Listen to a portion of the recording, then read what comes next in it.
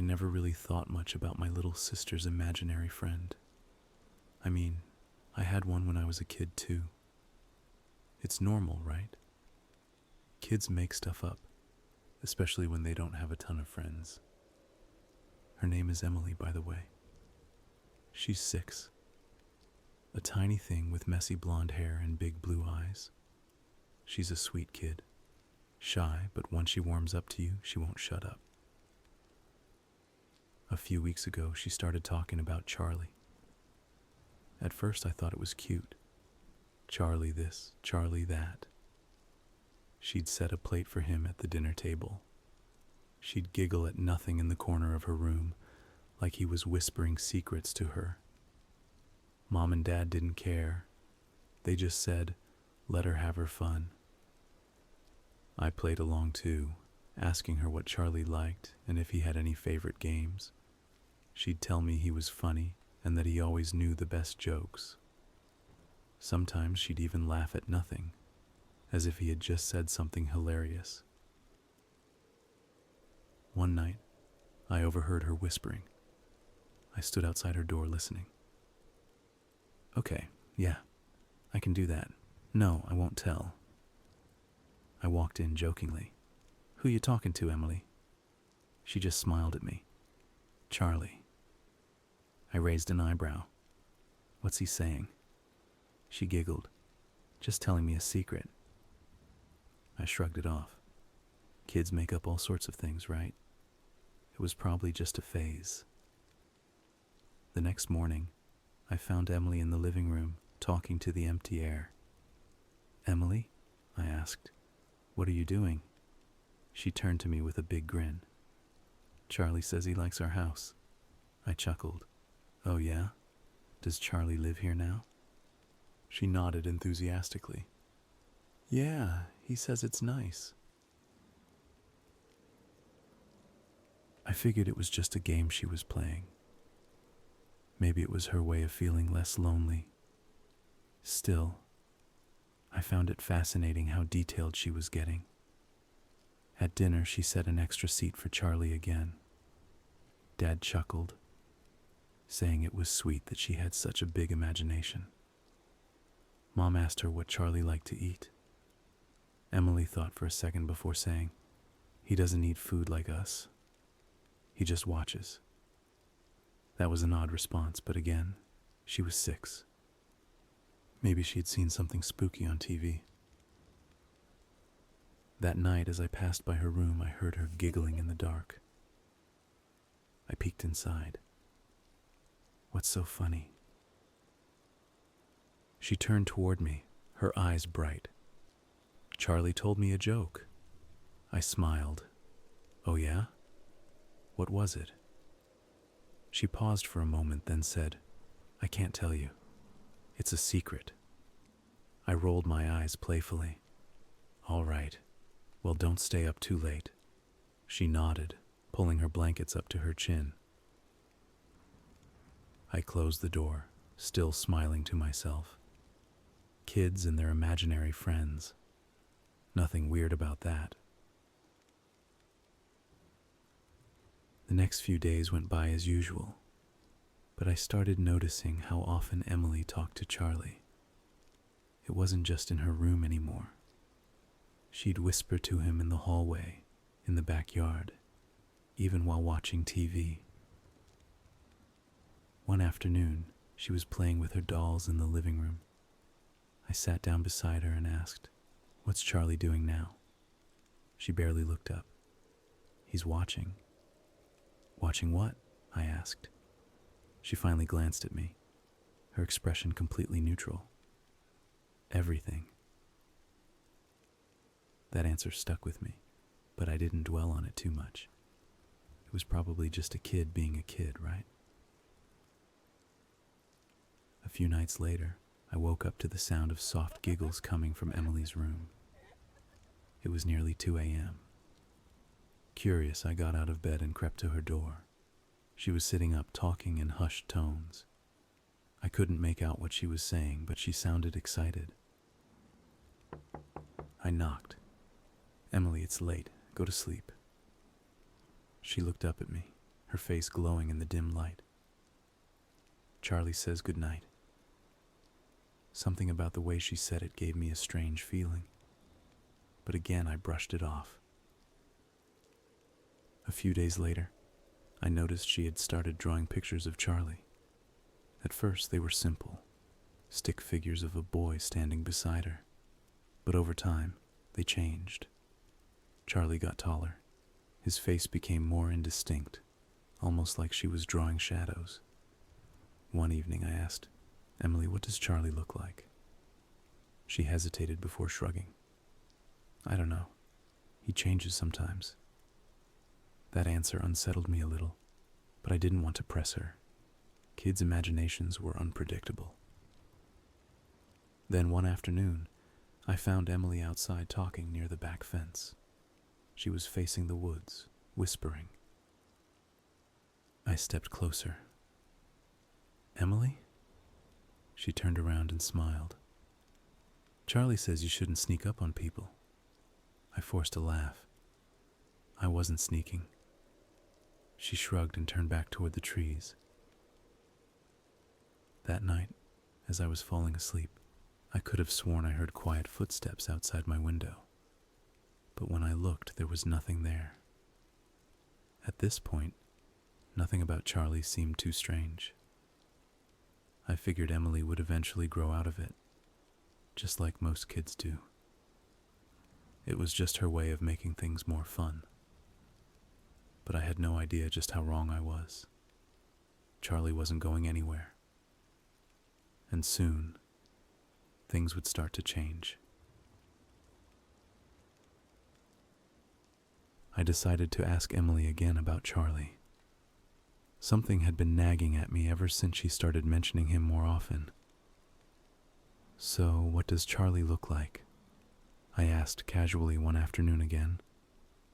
She looked up at me, smiling. "Oh, I can see him clearly now." I raised an eyebrow. "Really? What does he look like?" She didn't hesitate. "He has long blonde hair and blue-green eyes." That was new. Before, she always said she wasn't sure, or that he changed. I frowned but nodded, not wanting to make a big deal out of it. "Does Charlie talk to you a lot?" I pressed. She nodded enthusiastically. "All the time. He's really nice to me. He tells me stories and helps me when I'm scared." I forced a smile, though something about it felt unsettling. That's good, I guess. Later that night, as I was heading to bed, I heard her whispering again. I lingered outside her door, listening. "Fine, I will do it," Emily said, then giggled. A weird chill ran down my spine. I told myself it was just another one of her silly games and went to bed. The next day, Dad was the one cooking dinner since Mom was at work late. Emily and I were in the living room, watching TV when Mom finally came home. She looked exhausted, setting her bag down by the door before heading straight for her usual tea bottle. The same metallic one she had owned for years. She took a sip, sighing with relief, and set it down on the table before going upstairs to change. Emily suddenly turned to me. "Can you grab my stuffed rabbit from my room?" she asked. I sighed. "Why can't you get it yourself?" she pouted. "I'm lazy." I rolled my eyes but went upstairs to grab it for her. As I passed by her room, I glanced around. Everything was in its usual place. Her bed unmade, stuffed animals scattered across the floor. I found the stuffed rabbit sitting on her pillow, grabbed it, and headed back downstairs. When I returned, Emily was lying on the couch, looking completely normal. A moment later, Mom came down from upstairs. She chatted with us for a bit, picking up her tea bottle to take another sip. And then she started coughing. At first it was just a few small coughs, but they quickly turned violent. Her face twisted in pain as she clutched her throat, her eyes wide with terror. Blood spewed from her mouth. She gasped for air, stumbling forward as more blood dripped down her chin, splattering onto the floor. Dad ran in from the kitchen, shouting in alarm. He rushed toward her, but by then, she was already on the ground, convulsing.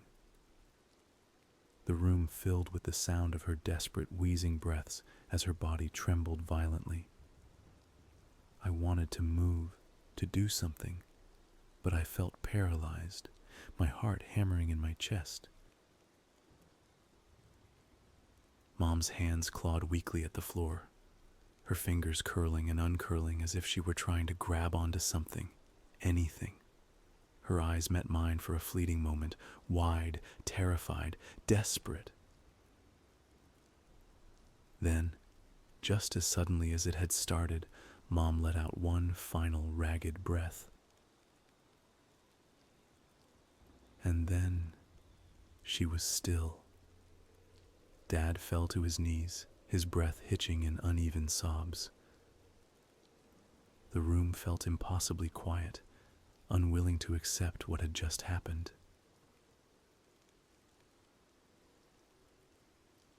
The air was thick, suffocating. I felt my limbs tremble, yet I still couldn't move. The smell of blood filled my nostrils, sharp and metallic, mixing with the faint aroma of dinner still lingering in the air. The overhead light flickered once, just a brief, almost imperceptible dimming. Emily was sobbing. Her small hands trembled as she clutched her stuffed rabbit to her chest, tears streaming down her cheeks. Her body rocked back and forth as she let out hiccuping cries, barely able to catch her breath between the sobs. "Mommy," she whimpered. "Mommy, wake up. Please." Dad didn't respond. He just kept repeating Mom's name in a cracked whisper, over and over, rocking slightly as he clung to her lifeless frame. I turned to Emily. "Emily." She buried her face into her rabbit, shaking her head. "She's not waking up," she choked out between sobs. "She's not waking up." Dad remained frozen for a moment, then scrambled to grab his phone. His fingers fumbled over the screen as he dialed 911, his breath coming in ragged gasps. "Please, my wife, she's not breathing." His voice cracked as he tried to explain, his words coming out in panicked bursts. I could barely process the words as I heard the operator's calm voice asking questions. The words didn't feel real. Nothing felt real. "An ambulance is on the way, sir," the voice on the other end assured.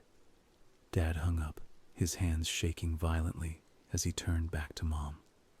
He touched her face, his lips trembling as he whispered her name again and again. Emily kept sobbing into her rabbit. I could feel my own chest tighten, but I couldn't speak. All I could do was wait. The ambulance had come and gone. Sometime later, police had also come and gone, confirming what we already knew. Mom was dead. They told us an investigation would follow very soon, but for now, they left us alone to grieve.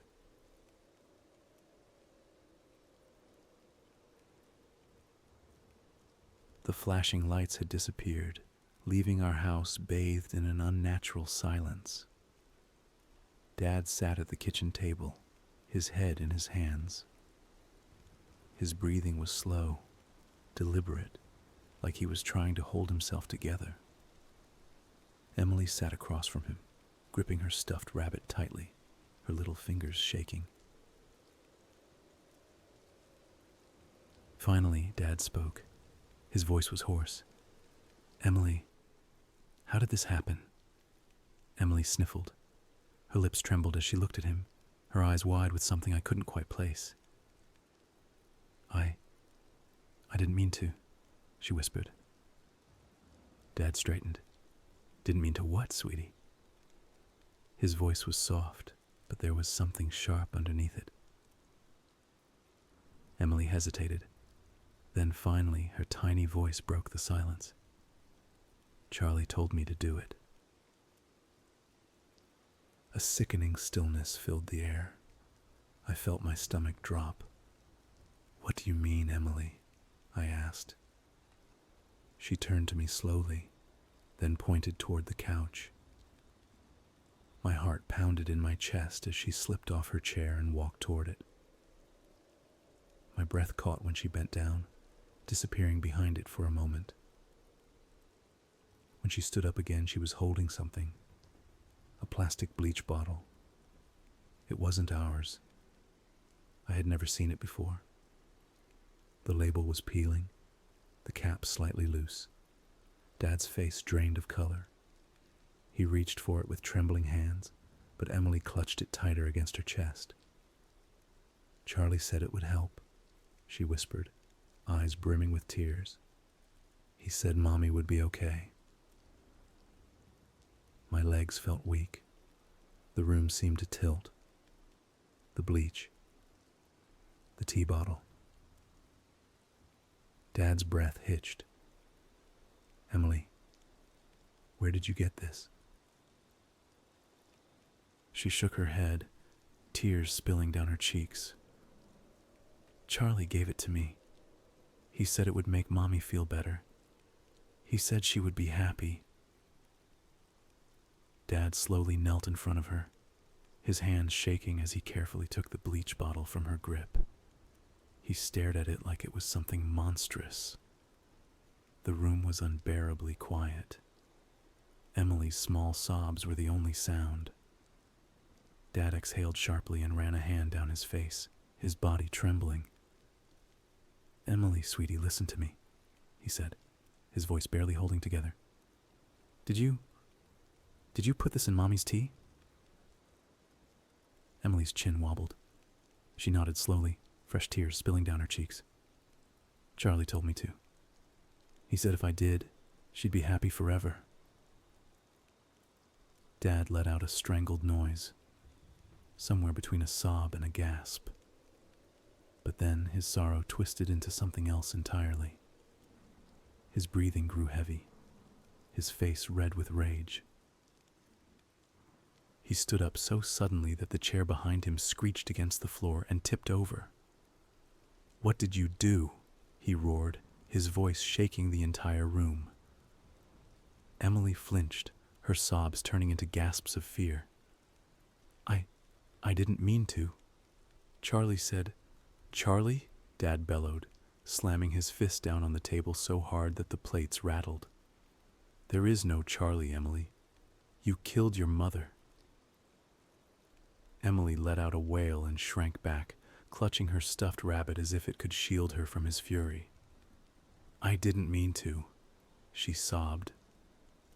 Dad ran his hands through his hair, his chest heaving. His entire body was shaking. Jesus Christ, Emily. Bleach? Do you even understand what you've done? Emily's sobs turned into hiccups, her tiny frame trembling under his furious gaze. Charlie told me it would make her happy. I just wanted her to be happy, she wailed. Dad took a step forward, his fists clenched, his expression wild. For a terrifying second, I thought he was going to grab her, to shake her, to do something he'd regret. Dad, I croaked, stepping between them. Stop. She's just a kid. He turned to me, eyes burning with something raw and unbearable. A kid?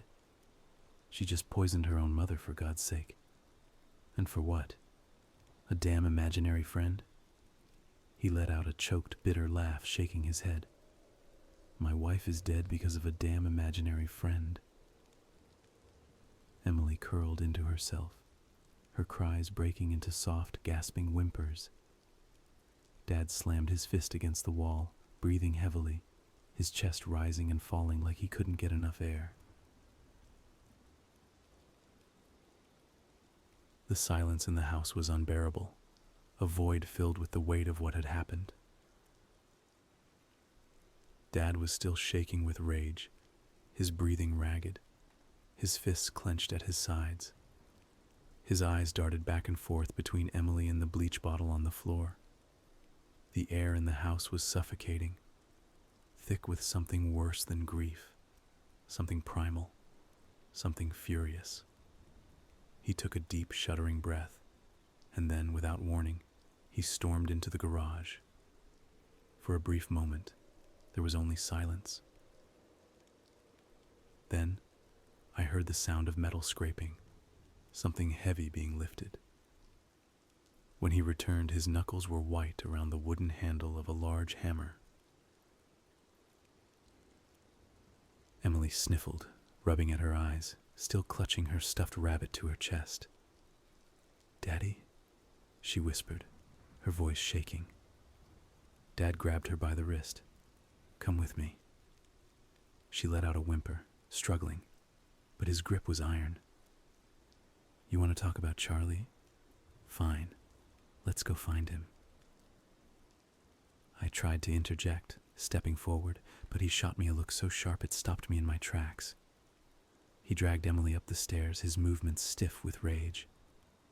She was crying again, her tiny feet stumbling to keep up as he pulled her toward her bedroom. He shoved the door open so hard it hit the wall with a loud thud. "Where is he, Emily?" Dad growled, his voice dangerously low. "Where is Charlie?" Emily sobbed. I don't know." Dad raised the hammer high above his head and slammed it down on her nightstand. The wood cracked, the lamp on top shattering upon impact. Emily shrieked, covering her ears. "Where is he?" Dad bellowed. She cowered in the corner of the room, shaking her head frantically. "I don't know." The hammer came down again, this time on her small bookshelf, sending a cascade of books and stuffed animals flying across the floor. Dad's breathing was wild, unhinged. He was completely lost in his fury, destroying anything in his path. He turned to her bed next, swinging hard. The wooden frame split, the mattress buckling under the force. A guttural sound escaped from deep within his chest as he lifted the hammer again. Emily let out another choked sob, her words barely audible. Charlie hides sometimes." Dad stopped mid-swing, his knuckles trembling around the hammer's handle. "Where?" Emily hesitated. Her gaze flickered to the closet. Dad's head snapped toward it. The door was slightly ajar, creaking softly as though someone had nudged it just a moment ago. Slowly, methodically, he stepped forward. My breath caught in my throat, my pulse hammering in my ears as he placed one hand on the closet door. Then, with all his strength, he swung the hammer at the inside panel. The wood splintered, a deep hole breaking through, and from inside, something moved. For a second, none of us spoke. The air was frozen, thick with something I couldn't describe. And then, a figure shifted behind the broken panel. Dad took a step back, eyes wide. Through the jagged hole, we could see it. A man. He was crouched inside a hollowed-out space in the closet wall, wedged in like a rat in its nest. He had brown hair, a thick beard, and clothes that looked dirty, rumpled, like he had been living in there for some time. His eyes darted between us, wild and desperate. None of us could move. None of us could believe what we saw. The man shifted slightly, his breathing rapid, his shoulders rising and falling as if he had been caught mid-act. Dust clung to his clothes, and the stale, acrid scent of sweat filled the air. He didn't speak. He didn't make a sound. Dad clenched the hammer tighter, his knuckles white. I could see the muscle in his jaw twitch, as if he was trying to contain the surge of rage still boiling inside him. For a moment, nobody moved. Then, suddenly, Dad lunged. He grabbed the man by his collar and yanked him forward with surprising strength. The man let out a strangled grunt as he tumbled out of the hole, crashing onto the bedroom floor. Dad wasted no time. He pressed his knee against the man's chest, pinning him down. The man flailed, trying to shove him off, but Dad was bigger, stronger, and running on pure fury. "Who the hell are you?" Dad roared, his voice shaking the walls. "How long have you been in my house?" The man wheezed beneath him, struggling to breathe. His hands clawed at Dad's arms, but there was no escape. The weight of a furious, grieving father bore down on him like an immovable force. Emily let out a frightened sob, backing further into the corner.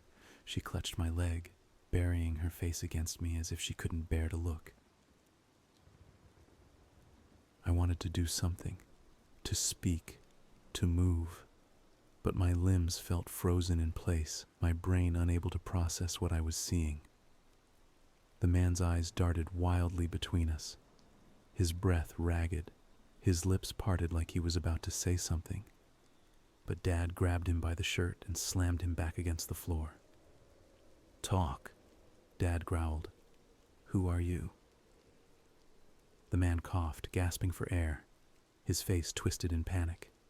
His fingers twitched as if he was contemplating fighting back, but he was trapped. And then, his lips finally moved. "Don't call the cops." "Call the cops," he barked, his voice shaking with fury. His knee pressed harder into the man's chest, keeping him pinned against the floor. "Now!" I fumbled for my phone, my fingers trembling so badly I almost dropped it. Emily was still sobbing, curled into the corner of the room, her stuffed rabbit clutched tightly against her chest. I dialed 911, my voice barely steady as I forced out the words. "We have an intruder in our house. He was hiding in my sister's closet. My dad has him restrained. Please send someone quickly." The operator asked me for details, but I barely heard her. The only thing I could focus on was Dad, his face twisted with barely controlled rage as he glared down at the man. "Who the hell are you?" Dad growled again, shaking the man slightly by the collar. "How long have you been here?" The man didn't answer. His eyes flickered toward Emily, then toward the open closet. He was calculating something, but before he could make a move, Dad yanked him up by the shirt and slammed him back down against the floor with a heavy thud. "Talk," Dad roared, his voice breaking. "You've been in my house. You've been near my kids. You made my daughter poison my wife."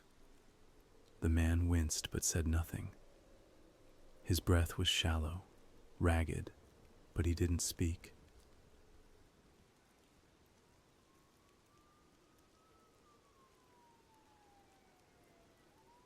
I could hear the sirens now, wailing in the distance, getting closer. The room felt too small, suffocating, like the walls were closing in around us. Emily hiccuped through her sobs, covering her face with her hands, her small body shaking. She didn't say anything else, just cried, muffling her sobs against her stuffed rabbit. Dad barely glanced at her, his hands still wrapped tightly around the man's collar. "Who are you?" he hissed. "Why my daughter? Why my house?" Still no response.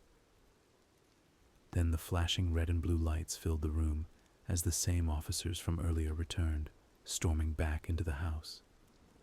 Footsteps thundered up the stairs, and within seconds, officers stormed into the bedroom. guns drawn. "Step away. Hands in the air," one of them barked. Dad didn't move right away. His jaw clenched, his breathing heavy. But after a few seconds, he raised his hands and backed away from the man. The officers swarmed in, grabbing the intruder and yanking his arms behind his back before hauling him onto his feet. He didn't fight them. He didn't even resist. He just stood there, staring at the floor, his face devoid of any emotion. One of the officers, the same one who had been here just hours ago, spoke into his radio. "We have him in custody. Suspect is secured." Another officer turned to Dad. "Who is he?" Dad shook his head, wiping a shaking hand down his face. "I don't know. He was living in my daughter's closet. We found him hiding when I broke the wall. He wouldn't say a word." The officers exchanged a glance before leading the man out of the room. As they moved him downstairs, more officers began searching the house for any signs of forced entry. Their search eventually led them to the basement, where they discovered something unsettling. A hole carved through the wall, linking directly to the closet where he had been hiding. It was narrow, just big enough for someone to crawl through. But beyond it, there were no other visible points of entry. No doors, no windows, nothing. Just solid concrete. The discovery left everyone rattled. If this was the only way in and out, then how had he been moving around? Had he ever left? Had he always been inside? The thought made my skin crawl. As they passed by Emily, she shrank back, clutching her stuffed rabbit even tighter. The man turned his head slightly, as if to look at her, but an officer shoved him forward before he could. Emily shuddered. "Get him in the car," one of the officers muttered. "We'll run his prints at the station."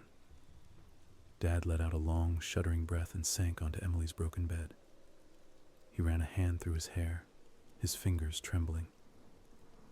"Jesus Christ," he whispered. "Jesus Christ." I felt like I was going to throw up. My hands were still shaking. My head was spinning. None of this felt real. Minutes passed in silence before another officer stepped back into the room, a serious expression on his face. He held a small notepad in his hand, his eyes scanning us carefully. "We identified the suspect," he said finally. "His name is Charles Wilson." Something cold ran through me. The officer continued.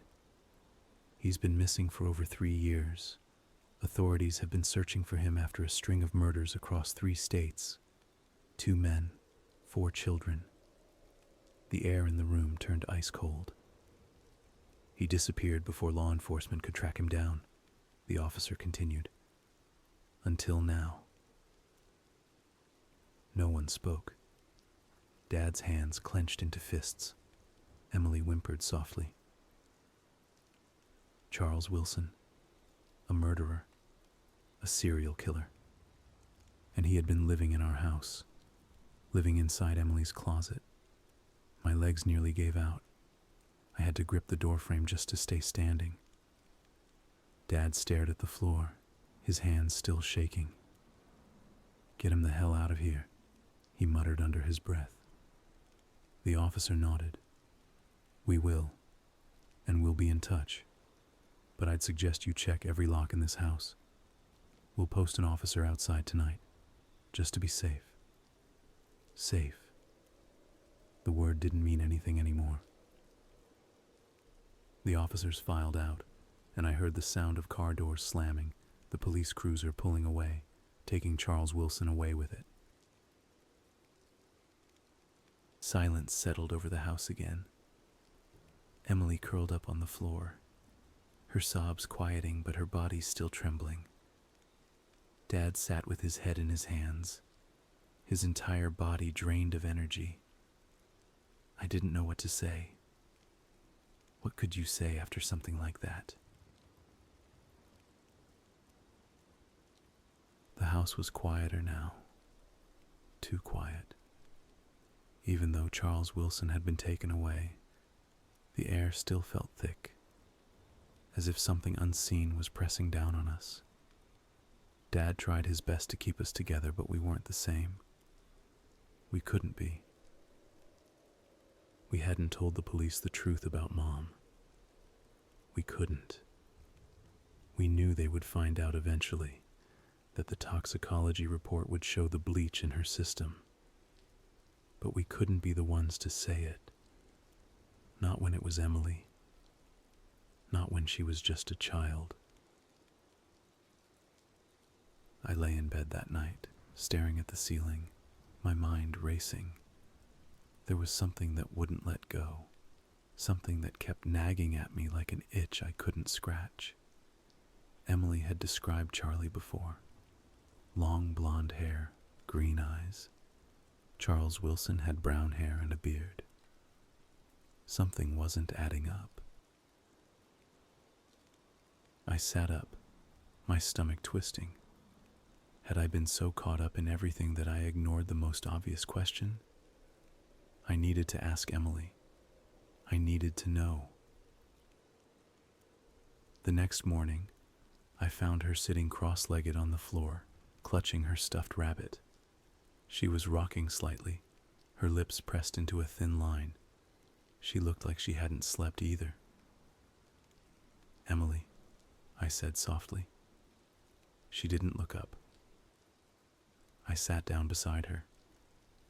"Remember when you told me about Charlie? You said he had blonde hair and green eyes." She nodded slowly. I took a deep breath. "But Charles, the man in your closet, he didn't look like that, did he?" She shook her head. "Emily, who was he?" She finally turned to me, her eyes glassy. "I don't know," she whispered. "Charlie told me he was bad." A chill crawled up my spine. So Charles wasn't Charlie? She shook her head again, more forcefully this time. "No. Charlie said he was a stranger. He told me to be careful." I swallowed hard. If Charles wasn't Charlie, then who was? My skin prickled as unease settled deep in my chest. Is it just her imagination getting the features of Charles wrong? She is only 6 after all. Dad called from the kitchen then, announcing dinner. Emily scrambled to her feet and ran toward the table, as if desperate to escape the conversation. I stayed sitting, gripping the edge of the bed, trying to push away the nausea rising inside me. That should have been the end of it. Dad had decided to make spaghetti for dinner. He wasn't the best cook, but he was trying. Emily sat across from me, quietly poking at her food, her stuffed rabbit resting on her lap. Halfway through the meal, Dad sighed and pushed his plate back slightly. "Hey, can you help me with something in my room real quick? My dresser drawer is stuck again, and I can't get it open." I glanced at Emily, who was still focused on her food. "Yeah, sure." We both stood and made our way to his room. Dad crouched by the dresser, tugging at the stubborn drawer. "Damn thing's been jamming all week," he muttered, giving it another pull. I helped him wrestle with it for a few moments, finally yanking it open with a loud scrape. Inside were some old papers, a watch, and a couple of small boxes. Nothing unusual. Dad sighed in frustration. "Guess I need to fix this thing soon." We didn't waste much time. After a minute or two, we returned to the dining room and froze. Emily was no longer sitting at the table. Instead, she was at the counter, her tiny fingers hovering over Dad's plate, carefully sprinkling something into his food. My stomach dropped. "Emily." She gasped and spun around, her face going pale. The small container slipped from Emily's fingers, clattering to the floor. The sound echoed through the kitchen like a gunshot, cutting through the suffocating silence. None of us moved at first. I stared at it, my breath caught in my throat. Dad, his hands clenched into fists, took a slow, deliberate step forward and picked it up. The container was small, the label peeling slightly, but the words printed on it sent ice through my veins. It was rat poison. Dad's face twisted with something I had never seen before, pure, unfiltered rage. He turned to Emily, his nostrils flaring. "What the fuck is this?" Emily flinched, fresh tears spilling down her cheeks. "Charlie told me to," she wailed. "He said you were bad." Dad slammed the container onto the counter, his face turning red. "Jesus Christ, Emily. Do you even know what you're doing? You..." He ran his hands through his hair, shaking his head, breathing hard. "You were going to kill us. You were going to fucking kill us." She sobbed harder, rocking back and forth on the floor, her tiny hands clutching at her stuffed rabbit. "I didn't want to," Charlie said. "Charlie isn't real," Dad roared, his voice cracking. "This isn't a game, Emily. This is real life." She cried harder, her whole body trembling.